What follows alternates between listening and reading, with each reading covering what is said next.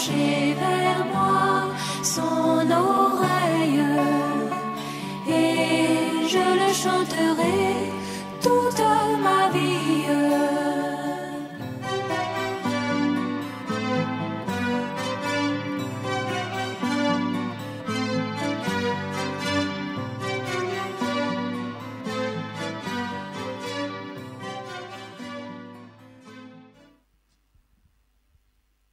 Amen. Gloire à Dieu. Encore une fois, je vous salue au nom de notre Seigneur Jésus-Christ. Amen. Nous vivons les derniers moments de la fin des temps et nous pouvons nous réjouir de ce que Dieu tient toujours ses promesses à l'endroit de son peuple. Il est dit dans Hébreux, au chapitre 4, juste une pensée pendant que nous entrons dans le sujet. Hébreux 4, le verset 11. Empressons-nous d'entrer dans ce repos, afin que personne ne tombe en donnant le même exemple de désobéissance. Amen. Donc ici, il est parlé d'un repos et il est parlé d'un empressement de prendre cette position de repos-là pendant que le temps est encore bon. Amen. Que Dieu aide chacun de nous. Tout montre que nous sommes vers la fin et même à la fin de la fin. Et c'est pour cela que nous devons prendre chaque instant que Dieu nous accorde comme juste un temps additionnel. Amen. Parce que quand le serviteur de Dieu, nous sommes à la fin de la fin des temps, ça veut dire que le coup de sifflet peut retentir à tout moment pour mettre fin à tout. En ce qui nous concerne surtout, nous l'épouse. Et le temps de la grâce pour les nations aura ainsi pris fin. Et Dieu devra se tourner vers Jérusalem et vers son peuple qui porte vraiment cette grande responsabilité au milieu de tous les autres peuples. Comme nous aussi, en tant qu'épouse, nous portons une grande responsabilité au milieu de tous les systèmes religieux de ce temps. Nous sommes cette lumière-là qui doit permettre à ceux qui appartiennent à Dieu de retrouver le repère nécessaire à une vraie communion avec Dieu. Amen. Je veux que nous puissions parler juste pendant un instant de la sécurité. Amen. La sécurité au temps du jugement. Amen. Il y a une sécurité que Dieu a toujours prévue dans les temps difficiles pour les justes. Amen. Dans la bonté de Dieu, il a toujours gardé une place de sécurité pour ceux qui le craignent avant le jugement. Prenez Ézéchiel, nous allons commencer là-bas et nous allons lire quelques versets ensemble. Ézéchiel au chapitre 9. Ce n'est pas des choses nouvelles. Toujours, nous prêcherons sur les choses que vous connaissez. L'Esprit de Dieu permettra simplement qu'on tire profit de chaque verset que nous avons déjà lu, afin que cela nous donne la possibilité de prier dans le sens de l'inspiration que Dieu donne. Nous allons prendre à partir du verset 4 pour gagner du temps. L'Éternel lui dit, passe au milieu de la ville, au milieu de Jérusalem, et fais une marque sur le front des hommes qui soupirent et qui gémissent à cause de toutes les abominations qui s'y commettent. Amen. En s'adressant aux autres, en ma présence, il dit, passez après lui dans la ville et frappez. Que votre œil soit sans pitié et n'ayez point de miséricorde. Tuez, détruisez les vieillards, les jeunes hommes, les vierges, les enfants et les femmes. Mais n'approchez pas de quiconque aura sur lui la marque. Et commencez par mon sanctuaire.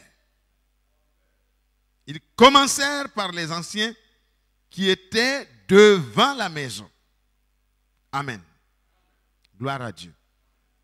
Le jugement commence là où les hommes ont entendu la vérité et n'ont pas pris au sérieux la vérité. Seigneur, encore une fois, bénis ta parole pour nous ce soir.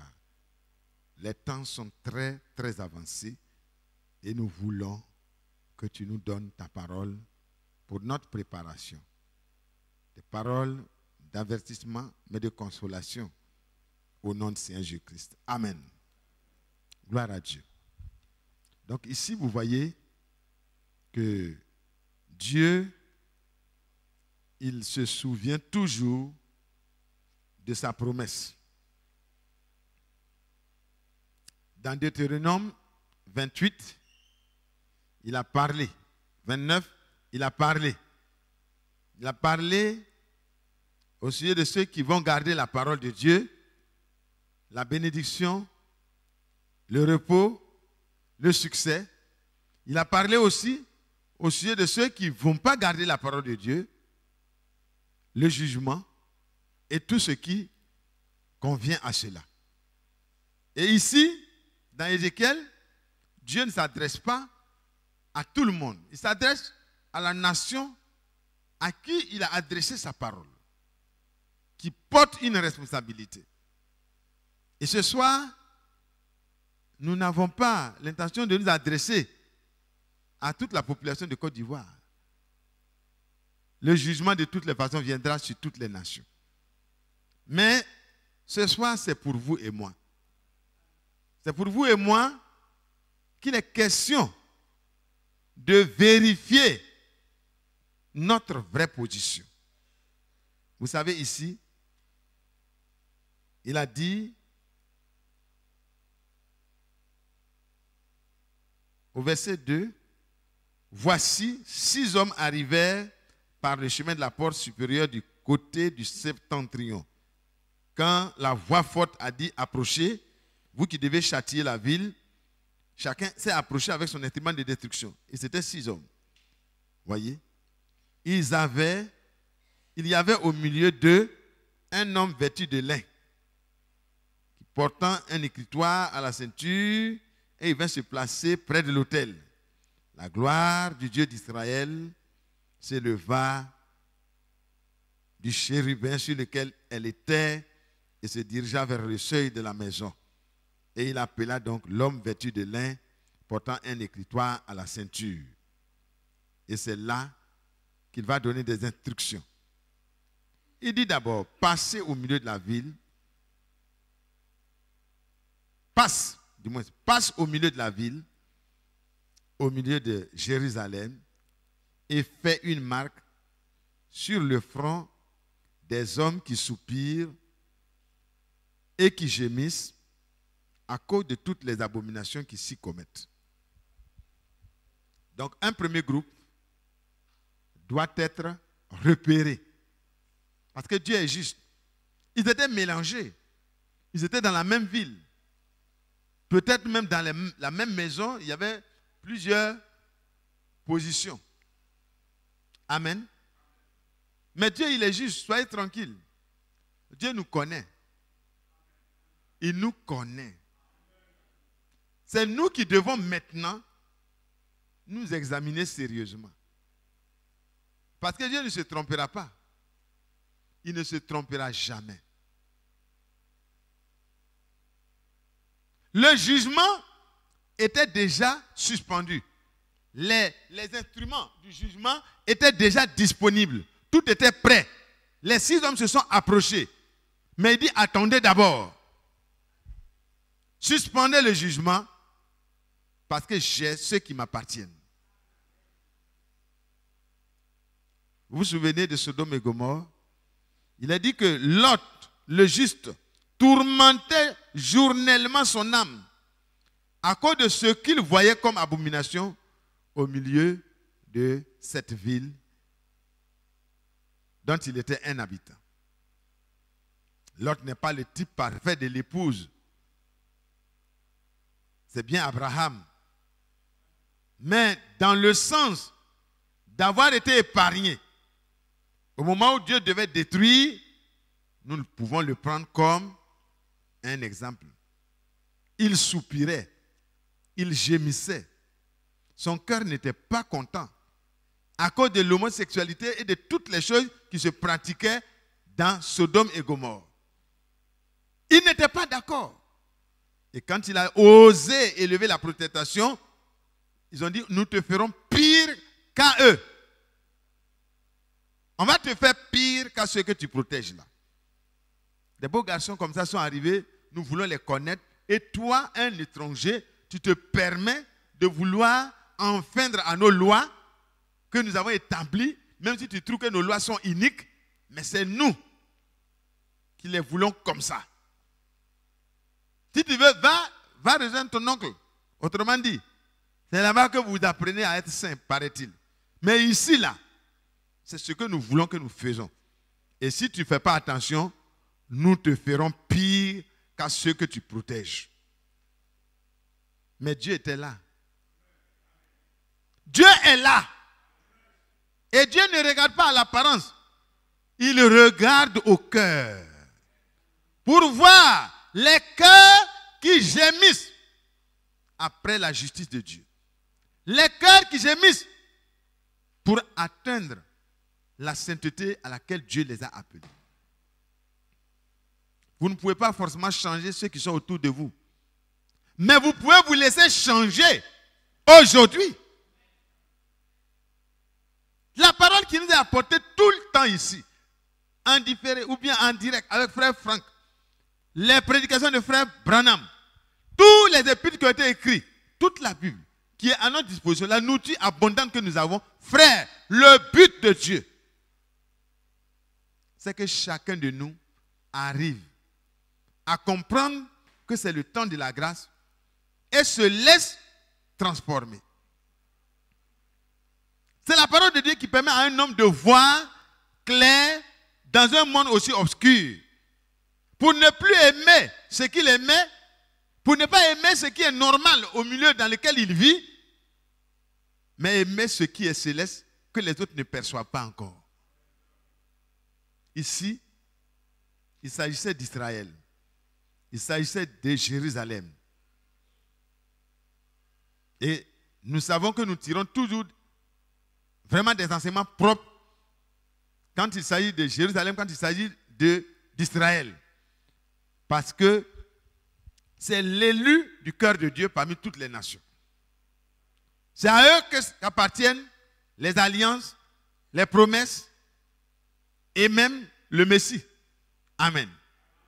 C'est par grâce que Dieu a ouvert un temps, une parenthèse pour nous les nations, afin qu'il puisse tirer du milieu de toutes les nations un peuple qui porte son nom.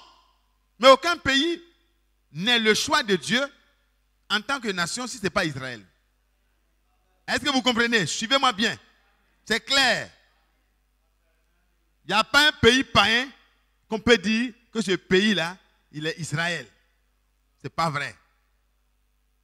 C'est des considérations religieuses. Toi individuellement pris, moi individuellement pris, ensemble, rassemblés dans la communion au travers de la parole de Dieu et de l'Esprit de Dieu, alors nous sommes ce peuple. C'est pourquoi il n'a pas dit sauver Jérusalem totalement. Il dit passe dans Jérusalem. Amen. Passe dans la nation. Parce que là, il y a des gens qui gémissent à cause des mauvaises choses qui se commettent dans cette même ville. Et il y a des gens qui sont contents de faire ces choses abominables. Comme je dois juger, passe et marque ceux qui m'appartiennent. La question ce soir, la question, le jugement, nous le savons, il est déjà à nos portes. Les hommes ont fabriqué suffisamment d'armes pour le jugement. C'est pas vrai? C'est suffisant. Ils ont suffisamment pour gâter les grandes villes du Japon. Ils n'ont pas eu besoin de plusieurs avions. Les avions sont partis avec des charges destructives. Et les effets se sont fait ressentir de longues années, même après. Et les savants ont calculé, ils disent que 5% seulement de l'arsenal atomique que les hommes ont aujourd'hui suffisent pour détruire toute existence sur la Terre. Et les 95% qui restent là, ils vont mettre ça où? Ça servira bien sûr à nettoyer la Terre. Frères et sœurs, vous n'avez pas besoin d'être militaire pour savoir que le monde là a déjà suffisamment préparé ce qui va le cuire. Ce qui va le cuire là, ça y est là. Le seul refuge pour vous et moi, c'est de prendre au sérieux la parole que Dieu nous a donnée dans notre temps. Il n'y a pas autre chose, il n'y a pas meilleure chose, il n'y a pas autre protection. Ce soir, mes frères, sortez de la fausse sécurité que constitue le fait de venir s'asseoir ici. Sortez de ça. Ils étaient tous à Jérusalem, dans la même assemblée. Jérusalem.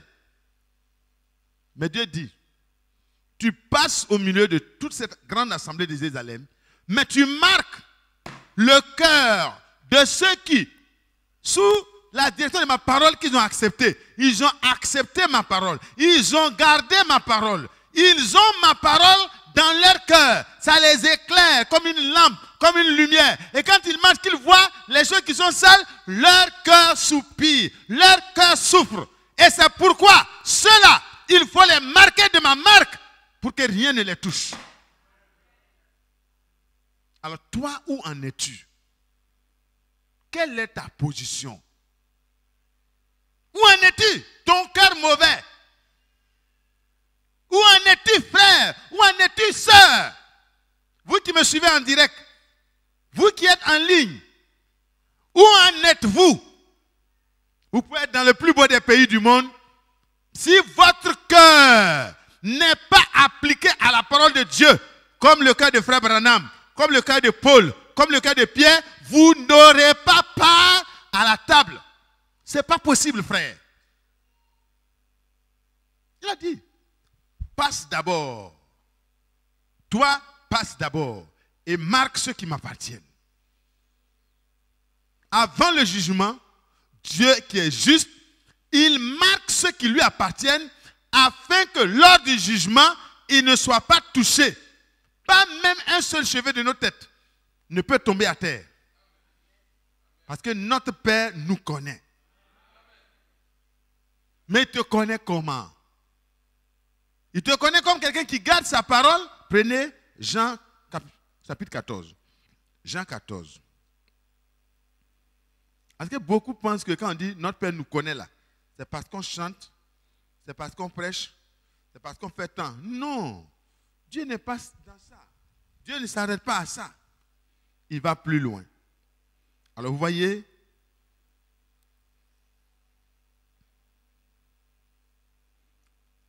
au verset 23, Jean 14, verset 23, Jésus lui répondit, si quelqu'un m'aime, il gardera ma parole. Et mon Père l'aimera, et nous viendrons à lui. Et nous ferons notre demeure chez lui. Celui qui ne m'aime pas ne garde pas mes paroles. Amen. Amen. Celui qui ne m'aime pas ne garde pas mes paroles. Et vous savez que le frère Branham, dans l'enseignement qu'il nous a donné, il dit que Dieu ne scelle pas la connaissance d'un homme. Dieu ne scelle pas ce que quelqu'un aurait appris à l'école ou quelque part. Dieu ne scelle dans le cœur que le contenu divin de sa vraie parole. C'est pourquoi Dieu s'est évertué à envoyer le prophète de notre temps. Pour que la vraie parole, qui montre aux enfants de Dieu la conduite qu'ils doivent avoir, l'attitude qu'ils doivent avoir, les sentiments qu'ils doivent avoir dans le cœur, que cette parole-là revienne comme elle était au temps des apôtres. Pour que les fils de Dieu, les enfants de Dieu, puissent avoir le contenu divin qui leur permet de recevoir la marque de Dieu. Alléluia. Parce que Dieu ne va pas te marquer parce que tu as des brochures à la maison. Il ne va pas te marquer parce que tu es pasteur à Abidjan, à Paris ou bien à Krefeld. Non, Dieu ne regarde pas tout ça. Il regarde dans ton cœur où se trouve le message que tu as reçu. Est-ce que quand tu as reçu le message, il est devenu une réalité, une expérience réelle sur tous les points? Est-ce que tu as été d'accord que chaque parole de l'Écriture soit accomplie en toi? C'est le temps. Le temps est favorable. En un seul jour, quand nous acceptons de laisser tomber ce qui est raisonnement quand la parole passe là, frère, en un seul jour, Dieu peut faire ce que tu n'as pas pu être depuis 30 ans, 40 ans, 50 ans. Aujourd'hui, ce soir, si vous tombez d'accord avec la parole de Dieu pour dire, Seigneur, nous nous rendons compte que le jugement est vraiment suspendu. Tout prouve cela. Parce que toutes les nations s'apprêtent à signer les traités pour homologuer les choses les plus abominables. C'est clair. Ça sera une condition qui va amener les petites nations à s'obliger à rentrer dedans. Et si il faut que les gens placent tout ce qu'ils veulent pour que leur loi unique soit acceptée, ils les placeront partout. Le jugement est déjà là à nos portes. Mais Dieu use de patience envers vous et moi parce que Dieu ne veut pas te juger. Dieu veut te faire grâce en Jésus-Christ. Mais ce soir, le temps de la grâce de Dieu, le temps de la patience de Dieu ne doit pas être mis à contribution pour continuer à vivre comme si nous n'étions pas dans un temps urgent.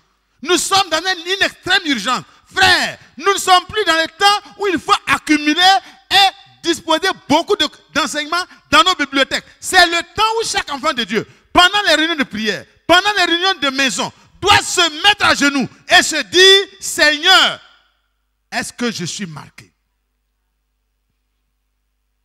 Est-ce que dans mon âme, dans mon esprit, dans mon corps, dans ma vie, je porte ta marque? Est-ce que tu as vu en moi l'obéissance à ta parole?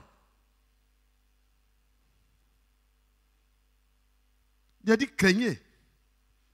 Tandis que la promesse d'entrer dans ce repos subsiste encore. Afin que vous ne donniez pas le même exemple de désobéissance. Ceux qui n'ont pas été marqués dans Jérusalem là, c'est des gens qui n'ont pas prêté attention à la parole de Dieu, dont leurs cœurs n'ont pas été vraiment touchés par quoi que ce soit. Ils ont continué la vie, sinon à la Pentecôte. C'était des gens qui étaient venus de plusieurs nations qui étaient là. Mais ceux qui étaient à Jérusalem, ils étaient où? Peut-être qu'ils n'étaient pas nombreux. Ils sont venus, mais est-ce que Jérusalem contenait 3000 personnes seulement? Non, ils étaient nombreux. Les mêmes prophètes ont prophétisé dans la même ville. Jésus a prêché dans la même ville. Jean-Baptiste a prêché avant lui dans la même ville. Ils se sont tenus là, ils ont parlé. Mais à la Pentecôte, il n'y avait que 3000. Et ces 3000 là, quand la parole de Dieu, la vraie parole de Dieu a été prêchée le jour par la puissance du Saint-Esprit, leurs cœurs ont été vivement touchés. Ils ne sont pas devenus des messagistes, ils sont devenus des chrétiens. Ils ont dit quoi? Mais hommes, frères, dans cette situation, nous sommes extrêmement religieux, mais nous nous rendons compte que nous sommes nus, aveugles, misérables. Qu'est-ce que nous devons faire? Il a dit, repentez-vous. Arrêtez de vous conduire comme vous faites. Arrêtez ça. Parce que Dieu connaît vos cœurs, frères et sœurs. Dieu connaît mon cœur. Dieu vous connaît. Dieu connaît chacun en détail. Si c'était un homme qui devait nous juger, on aurait trouvé des prétextes. On aurait pu trouver des excuses. Parce que tu ne vas pas voir un frère ou une soeur qui vient te présenter ses propres circonstances atténuantes, et puis tu vas quand même piétiner ça, et puis le condamner. Mais Dieu n'est pas dans ça. Dieu n'est pas dans le sentimentalisme. Dieu est le propriétaire de tous les sentiments, les meilleurs. Mais Dieu ne joue pas avec sa parole. Il dit, celui qui m'aime, il garde ma parole. Celui qui ne m'aime pas, il ne garde pas ma parole. Alors, est-ce que vous voyez? Celui qui m'aime, il garde ma parole. Celui qui ne m'aime pas, il ne garde pas ma parole. Et celui qui m'aime, qui garde ma parole là, c'est là que je viendrai habiter en lui. Et puis quelqu'un dit, non, moi, je suis dans le message, il faut que tu viennes habiter en moi. Frère, est-ce que c'est comme ça les clauses? Le contrat n'a pas dit ça. Il a dit à ceux qui le craignent, ne commencez pas à courir, soit disant que vous avez eu le message. Restez à Jérusalem et soyez sûrs de recevoir la marque, alors vous porterez du fruit dans votre témoignage. Aujourd'hui, on veut faire tout en même temps. On est devenu indifférent, hein? Est-ce que vous voyez? Est-ce que vous vous rendez compte? On est devenu indifférent. On se lève, on vient le samedi, on écoute, on retourne à la maison, dans les mêmes routines, on reprend le travail. Le mercredi, ceux qui ont le temps reviennent s'asseoir. Qu'est-ce qu'il a dit le mercredi? Et puis c'est fini, on retourne à la maison. Le dimanche, on fait l'effort, on revient. Qu'est-ce que le frère a prêché même? À peine. Interrogez quelqu'un dimanche soir pour savoir ce que Dieu a dit. Vous allez vous rendre compte, frère, que c'est misérable. À peine la parole tombe dans les cœurs que les soucis, les problèmes, les programmes emportent la parole et elle n'a pas le temps de porter des fruits. Et le frère revient la semaine prochaine, son cahier est rempli, mais son cœur est vide. Dieu va sceller quoi? Ton cahier? Si même le cahier est rempli, c'est ça aussi. Il y en a qui n'ont même pas de quoi marquer ce qu'on prêche. Ils viennent même ballants, ils retournent même ballants. Ils sont tellement intelligents. Si tu ne sais pas écrire, d'accord. Mais si tu sais écrire. Parce que Dieu donne des facultés. Ceux qui ne savent pas écrire, Dieu leur donne une mémoire phénoménale.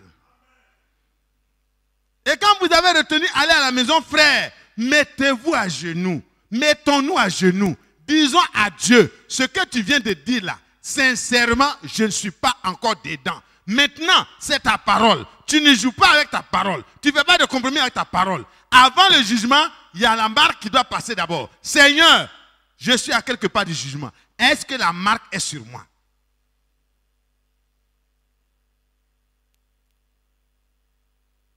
Ah oui, frère. On peut être des milliers.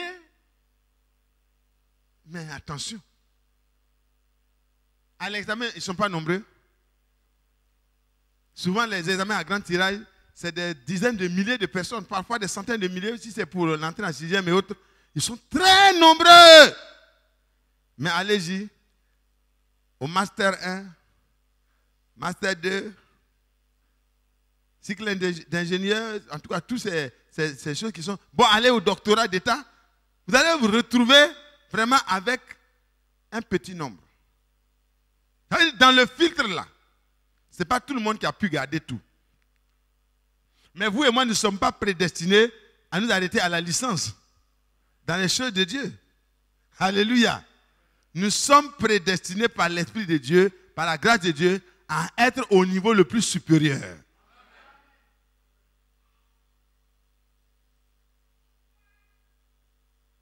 Quand Daniel et ses trois compagnons ont résolu dans leur cœur de s'appliquer à la parole de Dieu, la parole de Dieu dit qu'à l'épreuve de la fin, ils ont été 10 fois trouvés plus intelligents que tous les sages et les intelligents de la Chaldée.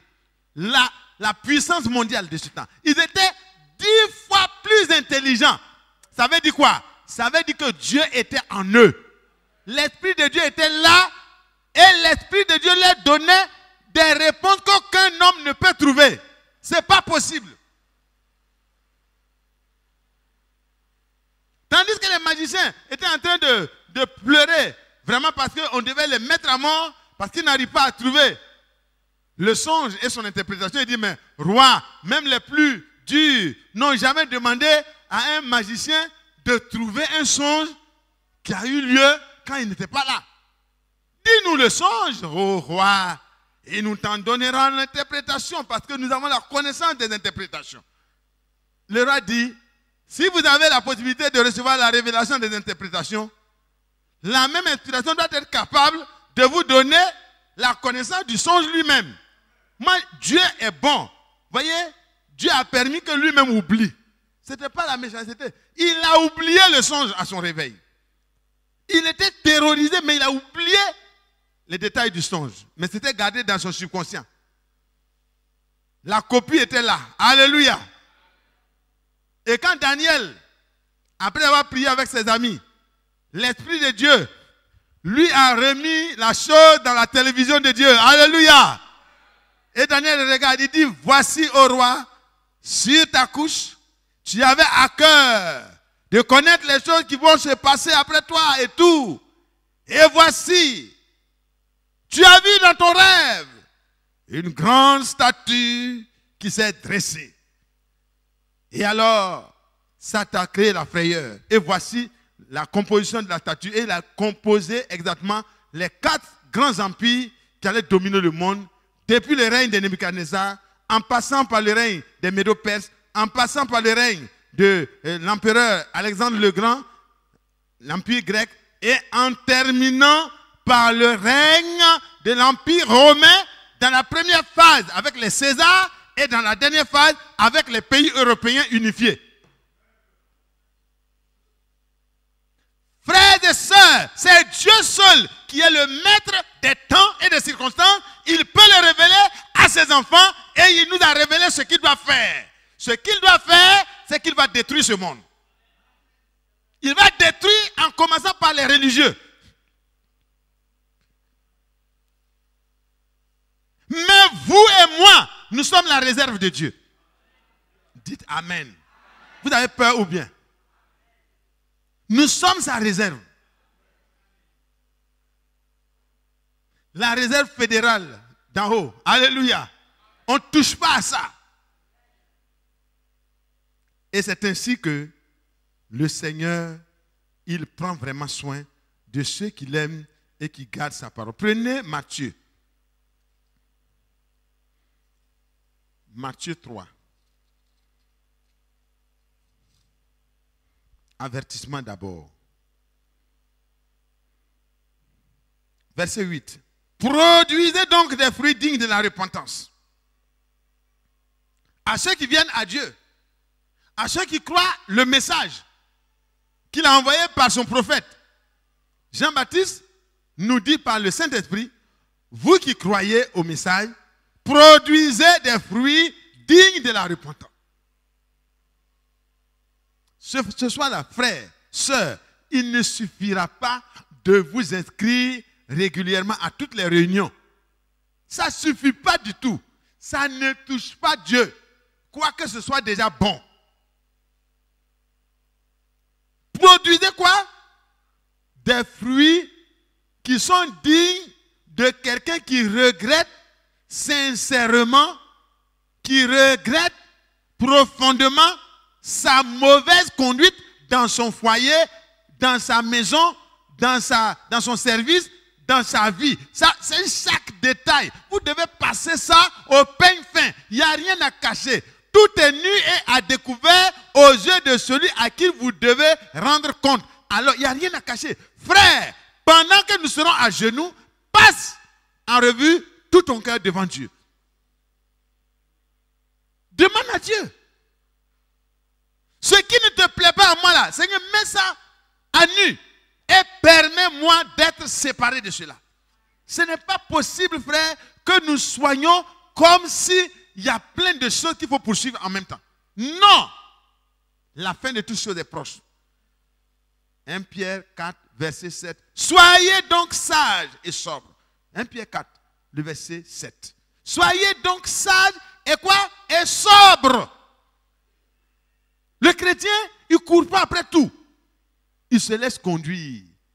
Parce que le temps n'est pas à tout attraper. Le temps est d'abord d'attraper l'essentiel. Être en sécurité, ce n'est pas être assis à l'église. Être en sécurité, c'est être sûr que quand Dieu va frapper, je ne serai pas concerné. Mais quand il va marquer, je suis concerné. Et s'il m'a déjà marqué, je suis heureux. Et s'il ne m'a pas marqué encore, je me mets dans les dispositions en gardant sa parole. Et c'est peut-être Dieu parlera demain encore. Il parlera après, il parlera après, il parlera après. Frère Franck va parler, les autres vont prêcher. Mais frère, j'attire simplement notre attention. Que même si Dieu venait dans la colonne de nuée et planait ici sur l'assemblée, je sais que les émotionnels vont tomber, ils vont avoir la chair de poule, ils vont, oh, l'église d'Abidjan, c'est tellement merveilleux. Oh, Dieu était là. Nous l'avons vu même directement au tableau. Il a confirmé. Ok, très bien.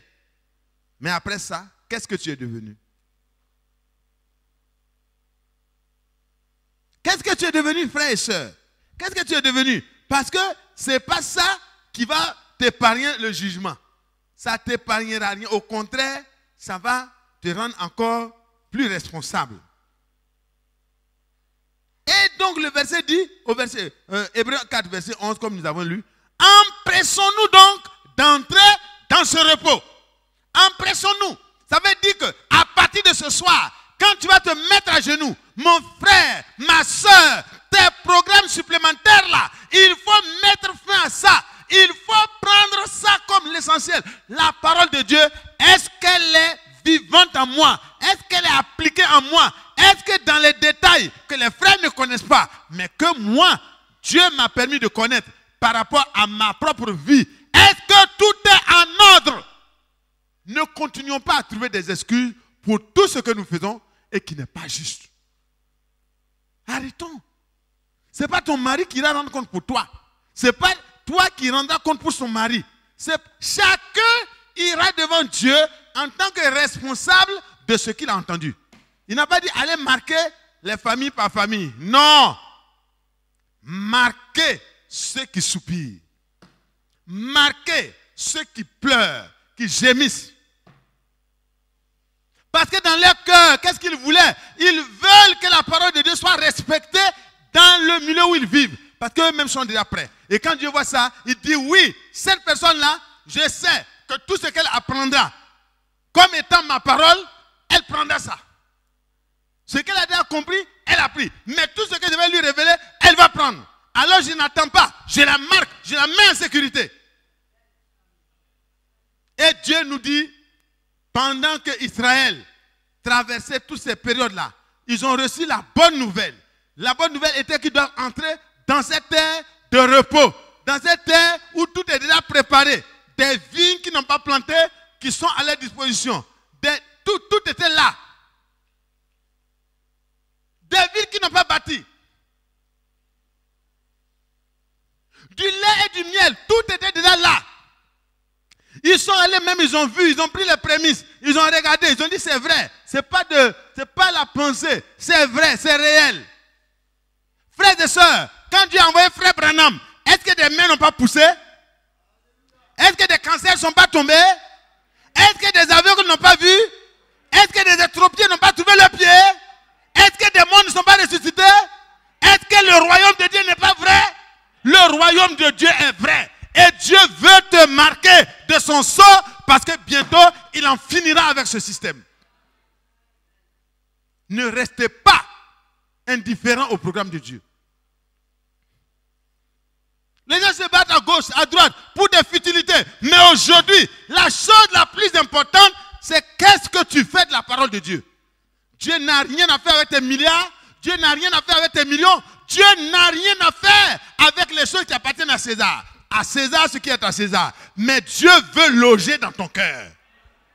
Dieu veut loger dans ton cœur pour te donner la sécurité. Pas de sécurité nulle part. L'insécurité dans ce monde ira en grandissant. Quand on achète les armes pour la sécurité, les armes deviennent la cause d'insécurité. C'est pas vrai?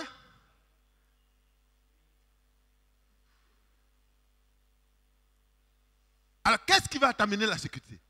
C'est la présence du Dieu éternel en toi par son esprit. Mais qu'est-ce qui va amener la présence de Dieu en toi? C'est le respect de sa parole. Parce que celui qui dit qu'il aime Dieu, Dieu ne saura pas ça tant qu'il n'a pas commencé à aimer sa parole. Vous allez voir un frère, une soeur, bon, qui n'a apparemment rien à voir avec des grandes connaissances. Quand je regarde dans la ville de Jéricho, pendant que le jugement était là en train de siffler à quelques microns, voyez, et tout le monde était dans la crainte, la peur, personne n'osait sortir, personne n'osait entrer, ils étaient barricadés et l'armée sillonnait pour offrir un semblant de sécurité. Mes frères, il n'y a pas de sécurité pour celui qui ne veut pas marcher dans la crainte de Dieu. Pas de sécurité. La seule sécurité, c'est celle que Dieu peut te donner. Rahab n'a pas trouvé le refuge dans les puissants murs fortifiés. Elle n'a pas trouvé de refuge dans la capacité de réplique de son armée. Et elle a trouvé la sécurité quand elle a demandé à ces hommes-là, mais donnez-moi l'assurance que moi je ne mourrai pas avec ma maison. Qu'est-ce que je dois faire? Quelle est la seule manière d'être sauvé? Il dit, tu gardes la parole que nous allons te donner. Alléluia. Tu gardes la parole que nous allons te donner, alors tu pourras voir le signe. Tu attaches, tu appliques le signe. Alors que pour appliquer le signe au niveau de la parole, c'est Dieu lui-même en réalité qui nous donne le signe. Donc les hommes lui ont donné le signe. Ils lui ont donné le signe. Ce n'est pas elle qui a fabriqué. Ils ont sorti ça de la part de Dieu. Ils lui ont donné un engagement. Ils lui ont donné quelque chose qui est un gage. Ils lui ont donné quelque chose qui est une garantie. Ils lui ont donné quelque chose qui met Dieu comme le garant de sa sécurité. Et cette femme, quand elle a reçu cette marque, elle était devenue tranquille au milieu de toutes les tribulations, au milieu de toute l'insécurité qui était dans le cœur des gens. Les gens avaient peur, mais cette femme était tranquille. Elle était tranquille.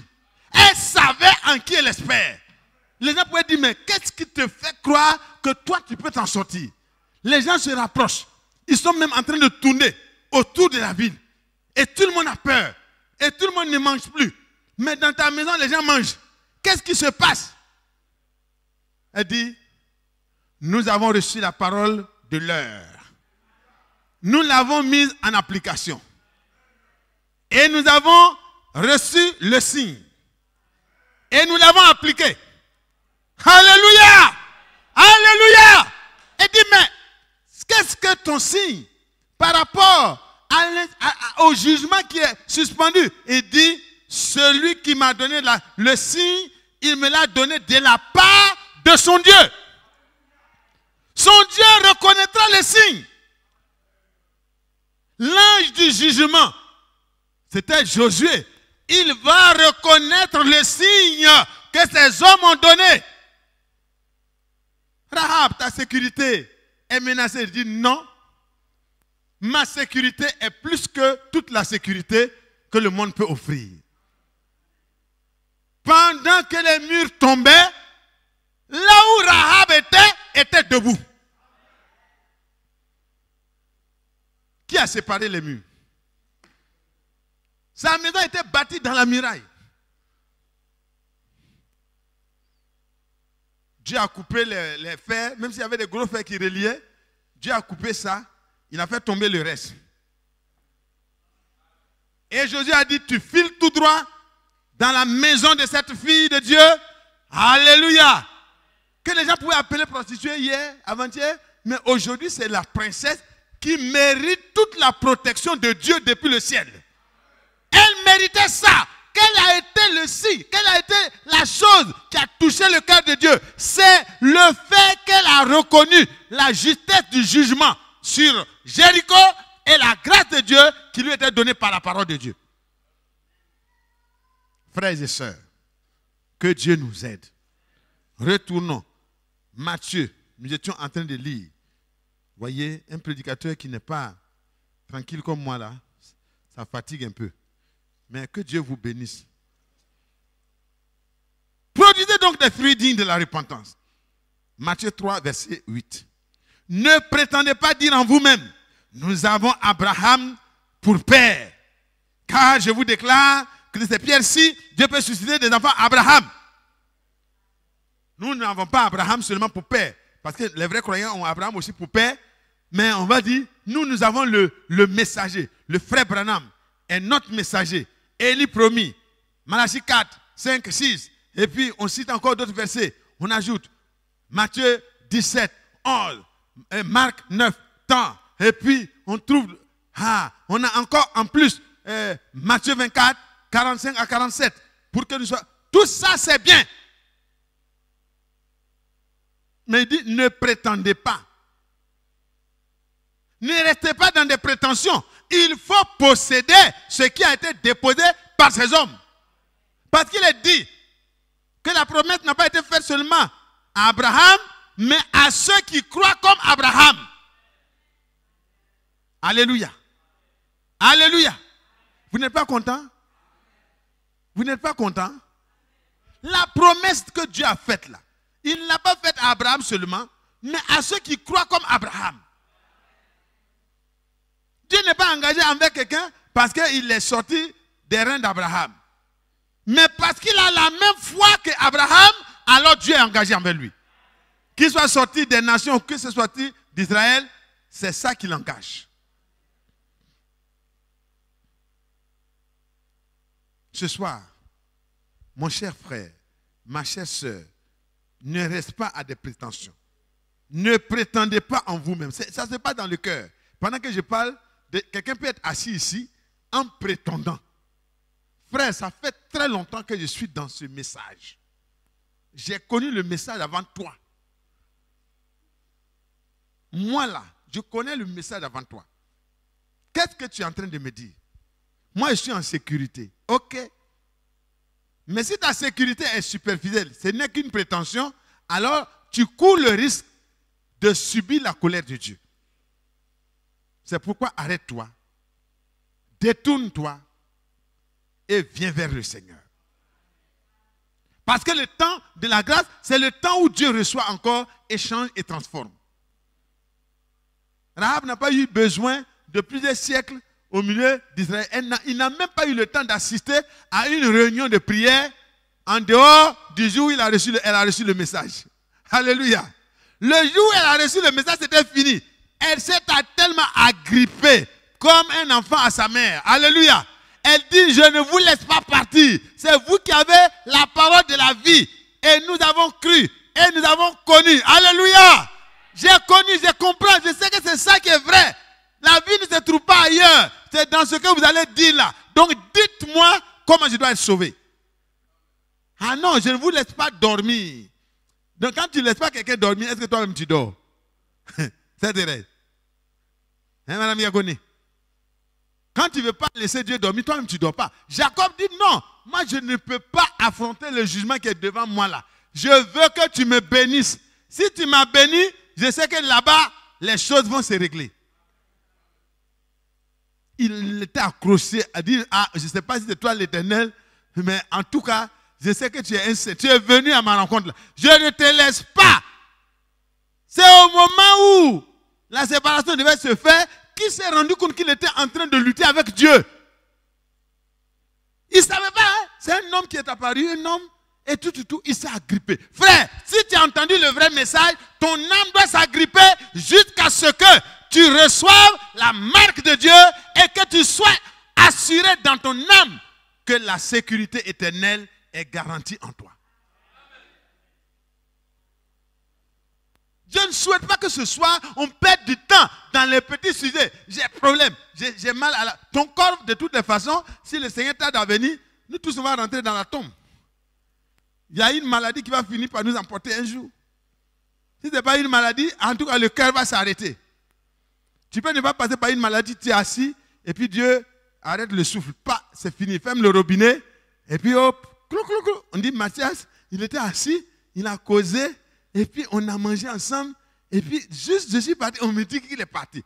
Tant mieux. Tant mieux. que tu peux lui offrir sur cette terre-là de mieux que ce que le Seigneur lui a réservé.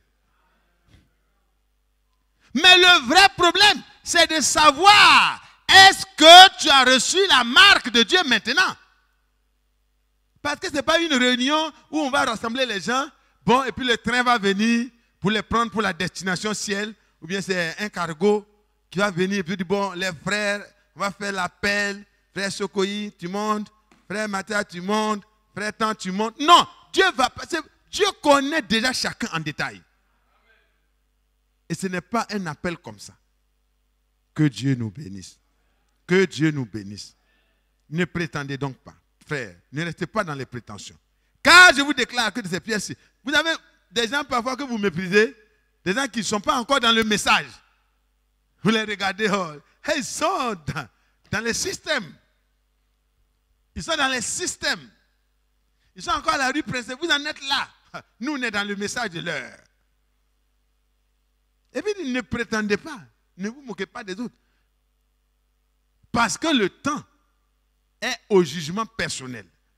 Que la parole de Dieu nous permette de nous juger nous-mêmes. De nous éprouver nous-mêmes. Amen. Alléluia. Ne prétendez pas. Déjà, la cognée est mise à la racine des arbres. Tout arbre donc qui ne produit pas de bons fruits sera coupé et jeté au feu. Quel est le fruit que tu produis? Si la parole de Dieu a trouvé place en toi, si tu es devenu une même plante avec Christ, le produit de ta vie sera semblable au produit de sa vie. Il y a un serviteur de Dieu, un missionnaire, qui nous disait, mais si tu veux savoir si tu es charnel ou spirituel, mais va prendre Galates 5, tu prends 19 là, jusqu'à 21. Tu lis, et puis tu te regardes. Et puis tu prends 22 là, tu lis, et puis tu te regardes. Tu verras ce que ta vie est. Maintenant, l'enfant de Dieu a cette grâce. Si tu vois ce que ta vie produit là, aujourd'hui encore, le temps est favorable. Dieu est disposé à t'aider. Parce que tu lui appartiens. En un seul instant, Dieu peut changer ce que tu n'as pas pu changer avec plusieurs années. Que Dieu te bénisse, mon cher frère, ma chère sœur. Alléluia. Alléluia. Jean-Baptiste va continuer. Il annonce le jugement, mais il va parler.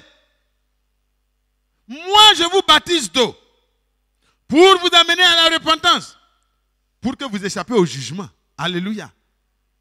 Mais ça ne s'arrête pas là. Mais celui qui vient après moi est plus grand que moi, plus puissant que moi. Je ne suis pas digne de porter ses souliers, de délier la couleur de ses souliers dans une autre version. Lui, vous baptisera du Saint-Esprit et de feu. Et immédiatement, on parle de la séparation. Il a son vent à la main. Il nettoiera son nez et il amassera son blé dans le grenier. Mais il brûlera la paille dans un feu qui ne s'éteint pas. Frères et sœurs, c'est clair que le temps est au rassemblement de ceux qui veulent et qui craignent Dieu. Dites Amen. Dites Amen. Il a son vent à la main. Mais avant de vanner, il dit, moi, en tant que prophète, et le frère Branham pourra dire la même chose. Frère Branham ne peut pas baptiser quelqu'un du Saint-Esprit. Il peut prier pour vous. Et si Dieu voit dans votre cœur que sa parole est honorée en vous, et que vous aimez sa parole, alors Dieu accepte la demande que vous adressez et que votre frère aussi appuie par sa prière et il vous donne. Vous voyez que Dieu n'est pas intimidé par la prière d'un prophète. Le frère Branham dit même que lui, il pourrait même verser des tonnes d'huile sur votre tête et se mettre à prier pour vous. Pour une maladie, mal de tête seulement. Vous ne serez jamais guéri si vous ne pouvez pas croire dans votre cœur que dans ces meurtrissures, vous avez été guéri. C'est-à-dire quoi? Que vous ne pouvez pas croire en sa parole, en la parole du Seigneur, même le plus grand prophète, avec tous les plus grands dons, ne pourra pas vous aider. Il ne pourra pas vous aider. À plus forte raison, vous donnez le Saint-Esprit. Mais à côté, un païen qui vient, qui a appris, qui a entendu, qui dit que l'homme là, on dit c'est un homme de Dieu, on dit que Dieu travaille par lui, et paraît-il que quand on croit au Seigneur, on peut être guéri par la prière simplement. Le cancer est en train de couper ma gorge. Je vais aller. Certainement, Dieu peut me sauver. Et le monsieur arrive, il n'était pas quelqu'un qui est instruit dans le message. Il dit, j'ai appris que vous priez et Dieu guérit. Donc je suis venu pour que Dieu me guérisse. Et dans son âme, il est sûr que dès que l'homme de Dieu va le toucher, lui, il sera guéri. Il croit ça. Il n'est pas quelqu'un qui raisonne, qui a le temps de raisonner. Il est tout près de la mort. Et puis l'homme de Dieu, avant même, quand il y a une guérison qui se passe ici, une guérison qui se passe ici, une guérison qui se passe ici, la personne qui est assise, qui regarde, sa foi est fortifiée. Sa foi est fortifiée. Il dit, mais si Dieu fait ça, c'est qui peut m'aider. Amen. C'est qui peut m'aider. Mais Dieu est bon. Oh, il a guéri ce monsieur. Oh, il est... Et puis, il se retourne. Pour lui a disparu. Alléluia. Alléluia. Alléluia. Alléluia. Si tu te réjouis de ce que Dieu fait, alors Dieu a déjà réglé pour toi. Mais ça, c'est les choses du corps. La chose la plus importante, c'est que celui qui vient après moi, moi je ne peux que baptiser d'eau. Le frère Branham a ramené le vrai baptême par le Saint-Esprit. Il a prêché, il a montré comment le vrai baptême biblique doit se faire. Dans le fleuve Ohio, il ne pouvait rien faire d'autre que de prêcher la vraie parole et de baptiser les gens dans l'eau comme Jean-Baptiste le faisait. Mais au nom du Seigneur Jésus-Christ.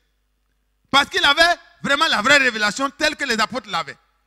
Mes frères, ce n'est pas frère Branham qui a créé l'événement pour confirmer son ministère. C'est du haut des cieux que Dieu a vu qu'il se tient dans la vraie parole qu'il a prêché, qu'il a fait prêcher au temps des apôtres. Dieu a vu que c'est la même parole que son serviteur est en train de prêcher fidèlement. Et Dieu vient pour montrer à tous les hommes que c'est ce message-là qui va préparer les enfants de Dieu pour la seconde venue du Seigneur. Alors quand vous recevez une telle chose, frère, ça veut dire quoi? Lui, il vous baptise d'eau. Jean-Baptiste dit, moi je vous baptise d'eau. Mais celui qui vient après moi, il baptise du Saint-Esprit et de feu. Et en même temps, il vanne, il met le bon grain de côté, il met la paille de côté, et la paille sera brûlée ensemble, et le bon grain sera mis dans le grenier. Frère, c'est le temps où le bon grain doit être mis ensemble. Alors toi et moi, voyons de quel côté nous sommes. Est-ce que notre vie est digne de l'évangile? Est-ce que notre vie reflète la parole de l'heure que nous avons reçue? Si nous sommes de la paille, ça serait très dangereux. C'est l'esprit, c'est la parole de Dieu en nous. La semence de vie en nous. Avec le sceau de Dieu qui confirme que nous sommes vraiment des vrais croyants. C'est ça qui fait de nous le vrai blé qui parviendra à la maturité. Si tu n'as pas reçu la parole, si tu continues de jouer avec la parole, le Seigneur passe après. Quand le message est donné et que le messager parle, c'est le Seigneur qui passe dans les rangs pour regarder. Personne ne peut obliger Dieu à marquer quelqu'un. Personne. Parce que Dieu n'est intimidé par quoi que ce soit. Si tu es le plus pauvre, et puis si ton cœur est orgueilleux, mon cher ami, ta pauvreté ne te sauvera pas. Si tu es le plus riche, et puis ton cœur n'est pas changé, ta richesse ne te sauvera pas. Tu dis non, mon frère, moi je suis comme David. Ne me donne ni d'être trop pauvre, ni d'être trop riche. Moi je suis au milieu, je suis anonyme. Donc moi j'aurai pour moi. Mon cher ami, ce n'est pas ça aussi qui garantit. Est-ce que tu prends sa parole?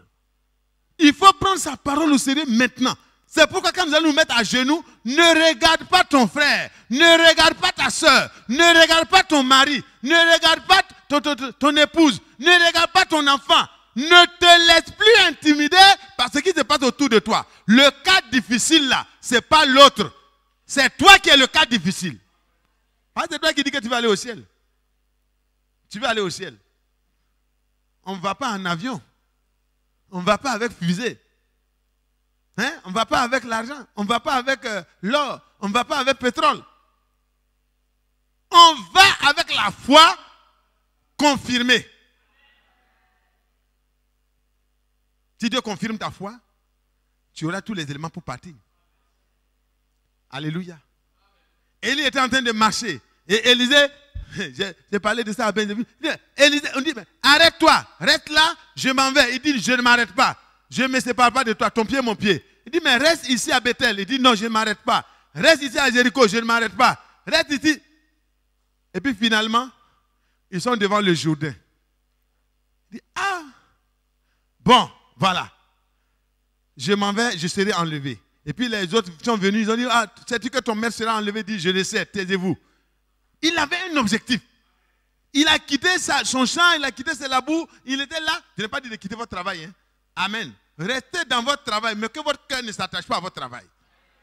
Restez dans ce que vous avez comme projet, mais que vos cœurs ne s'attachent pas à vos projets. S'il y a des problèmes dans votre projet, que votre cœur ne soit pas remué. Alléluia. Restez tranquille, parce que Dieu a un meilleur projet pour vous. Les projets de bonheur, sécurisés. Alléluia. Une ville où vous n'avez pas de facture à payer. Tout est déjà payé. Alléluia. Quand il regarde ça, il dit, je ne vais plus payer facture là-bas. Tout ça, c'est bon. Dieu a prévu tout ça. Alléluia. Alléluia. Alléluia. J'étais où? Hein? Vous avez tout oublié aussi. Mais j'étais où? Hein? Ah, vous êtes bien. Ça veut dire que vous suivez. Et il dit, je ne vais pas quitter. Ils s'arrêtent, ils sont là maintenant. Il prend son manteau. Et il prend son manteau, il frappe l'eau. Et l'eau s'ouvre. Et les deux. Alléluia. Celui qui était attaché au message, qui était en Élie, ne pouvait pas se séparer d'Élie. Frère, ne vous attachez pas à la personne de frère Branham. Attachez-vous à la grâce de Dieu qui est en lui. La parole qu'il porte et la parole est toujours soutenue par l'esprit. Alors, Élisée dit, la parole que tu as prêchée là, et l'esprit qui t'a conduit là, c'est ça que moi je veux. Donc il a suivi. Il avait ça dans son cœur. Il avait sa demande déjà prête. C'est pas quand on lui a dit à travail qu'il a commencé à faire. La demande était déjà prête. Alléluia. Il dit, mais bon, ils sont traversés. Il dit, bon, je dois être enlevé auprès de Dieu. Maintenant, demande ce que tu veux. Je vais faire ça pour toi avant de partir. Il dit, ok, terminé. La réunion de prière n'avait pas plusieurs sujets. Amen. Ce soir-là, la réunion de prière n'aura pas deux sujets. C'est un seul sujet. On va prier pour ça et on s'en va et on continue à la maison. Parce que frère, vous n'êtes pas venus dans le message pour posséder telle chose, telle chose, telle chose, telle chose, telle chose. Nous sommes venus dans le message pour être enlevés. Qui croit cela? Qui veut cela? Qui attend cela? Qui fait de ça son objectif? Vous êtes venus pour être enlevés comme moi? Vous êtes sûrs? C'est à cause de ça que vous suivez le message? C'est à cause de ça que vous êtes pieds. On vous traite de branhamisme, mais vous êtes là. C'est à cause de ça? Les prophètes qui étaient vis-à-vis des Jéricho, ils ont commencé à dire, mais Élisée, ton maître va partir, nous on reste ici, votre affaire là c'est trop. Plusieurs groupes de prophètes, fils de prophètes, dans toutes les villes. C'est des assemblées. Mais ils n'ont pas traversé le Jourdain. Alléluia! Je suis fier. Nous traversons le Jourdain parce que nous savons quelque chose qui va se passer et nous devons partir. Notre Élie aussi est parti dans l'enlèvement. C'est pas vrai? Est-ce que notre Élie n'est pas parti? Mais le travail qu'il a laissé derrière nous, nous devons le continuer. Mais nous allons le continuer comme à mes soeurs. Nous allons le continuer comme à mes frères. Donc Élisée avait ça comme problème. Il dit, j'ai une seule chose. S'il ose me demander ce que je veux, j'ai une demande qui est déjà prête. Quand Élie lui demande, il dit, je ne veux rien d'autre que 2 fois la double portion donc de ton esprit. L'esprit qui est en toi, qui te permet. Alléluia. Alléluia. Il dit, je ne veux rien d'autre. Hein. Sur le mont Carmel, j'ai vu ce qui s'est passé. Ce qui a ramené le cœur d'Israël à son Dieu là, c'est l'esprit qui était en toi et c'est la parole de la vérité. Parce que je t'ai entendu dire, je dis ça, hein, parce que c'est moi qui donne cette... voilà, j'ouvre une parenthèse, n'allez pas dire, voilà, non. Mais vous savez, il avait une somme d'expérience. Il était un Israélite aussi. Donc il était là. Certainement au Carmel, il était déjà né. Amen. S'il était un idolâtre, s'il était déjà parti du côté de Baal et Astarté, Dieu n'allait jamais le choisir pour succéder à Élie. Il était tout prêt. Il était un homme intègre. Il était un homme choisi. Il était parmi les 7000 qui n'ont pas fléchi le genou devant Baal. Alléluia. Caché dans son champ là-bas. Il était un laboureur. Il n'était pas dans il était un laboureur. Mais devant. Oh, alléluia. Et il dit, mon cher ami, ce que je veux, c'est la double portion. La double portion de l'esprit qui est en toi. Pourquoi vous pensez que, dans un premier temps, moi je ne savais pas. Je dis, mais est-ce que ce n'est pas vraiment un peu trop prétentieux? Élie, c'était un grand prophète. Pourquoi ne pas demander juste la portion? Et puis il dit la double portion. Mais après, j'ai compris que ce n'était pas des prétentions. Ce n'est pas une prétention. Parce que vous savez, frère, quelqu'un qui est fort, avec un peu, il peut faire.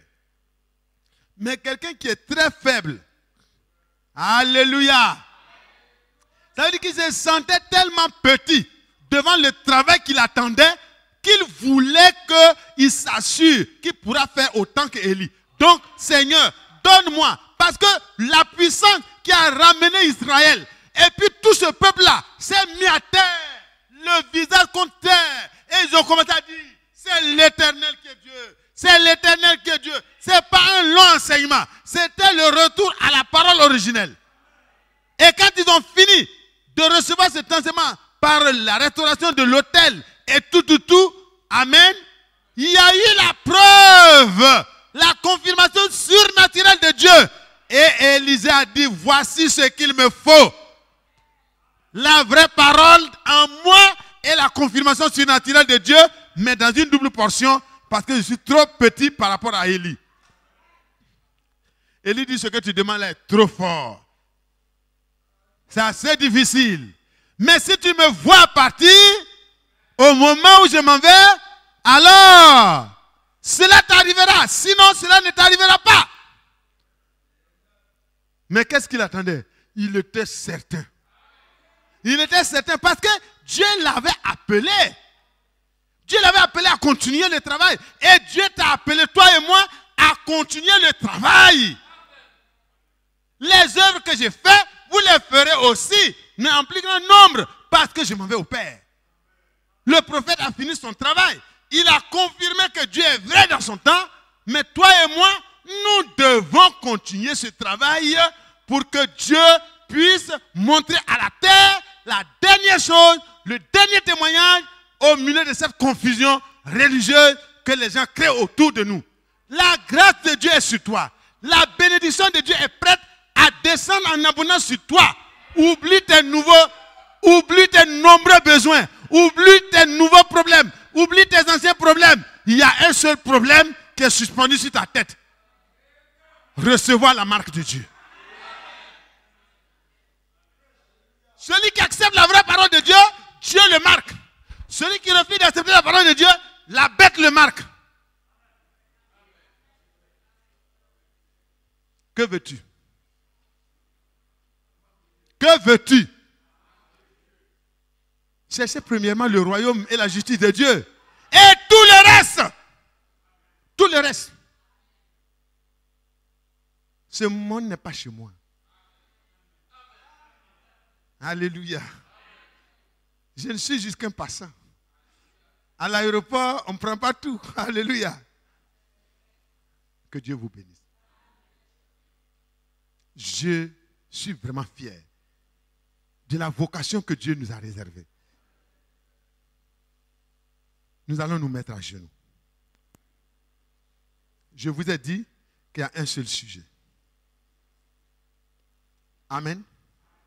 Quand Élisée a vu partir Élie, qu'est-ce qui s'est passé? Il a crié. Son âme était enflammée. Il attendait la réponse parce qu'il a vu. Il dit, je vais recevoir. Et puis ce qui retombe, c'est un manteau. Le manteau dont Élie s'est enveloppé tout le temps de son ministère retombe pendant que Élie s'en va. Non! Ce manteau ne peut pas être le symbole du péché, ni de la chair. C'est la puissance de Dieu symbolisée. Parce que quand Christ est parti, il a laissé son esprit descendre sur son église. C'est le type. Et quand il a rehaussé ce manteau sur lui, quand nous serons revêtus du même Saint-Esprit qui était sur le prophète, mes frères, le Jourdain s'ouvrira. C'était la partie extérieure montrant que quelque chose s'est passé dans son cœur. Il a pris le manteau, il a frappé le Jourdain. Et quand le Jourdain s'est ouvert, qu'est-ce qui s'est passé? Tous les prophètes, les fils des prophètes qui étaient de l'autre côté, c'était des grands serviteurs de Dieu. Ils étaient là, ils étaient même informés de l'enlèvement, mais ils n'ont pas vu l'enlèvement. Quand il est arrivé là, qu'il a frappé, que le Jourdain s'est ouvert, il n'a pas demandé aux gens, reconnaissez que moi je suis le futur prophète, le désormais prophète. Non, eux-mêmes ils ont dit, l'esprit qui était sur Élie est sur Élisée. Ils se sont prosternés devant le Seigneur qui était là. Pas Élisée, mais l'esprit.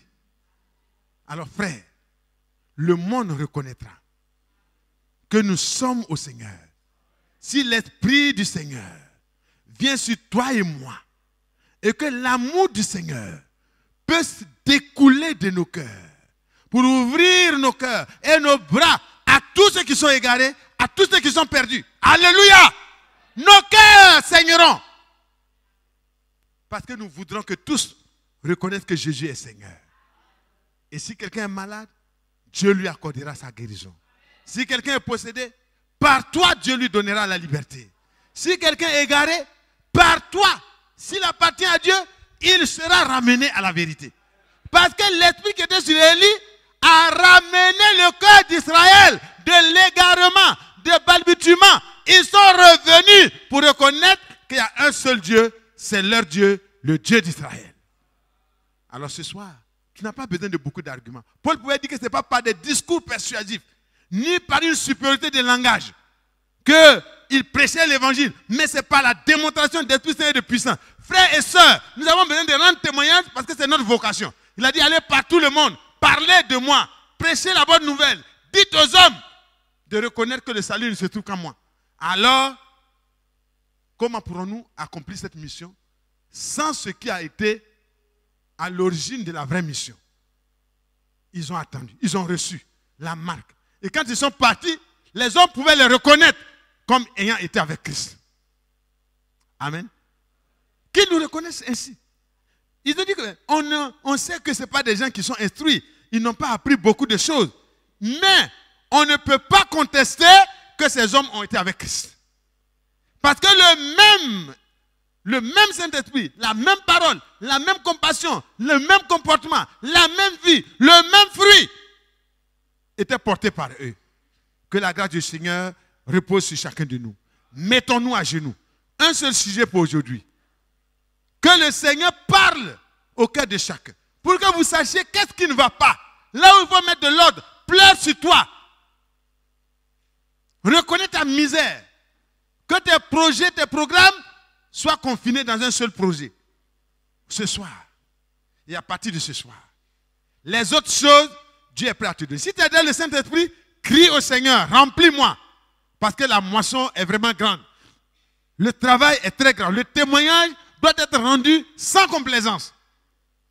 Si tu n'as pas le Saint-Esprit, c'est le moment de le recevoir.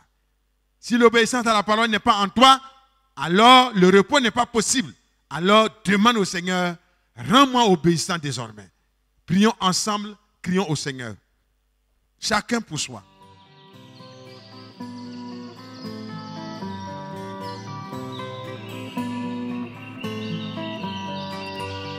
J'aime l'Éternel,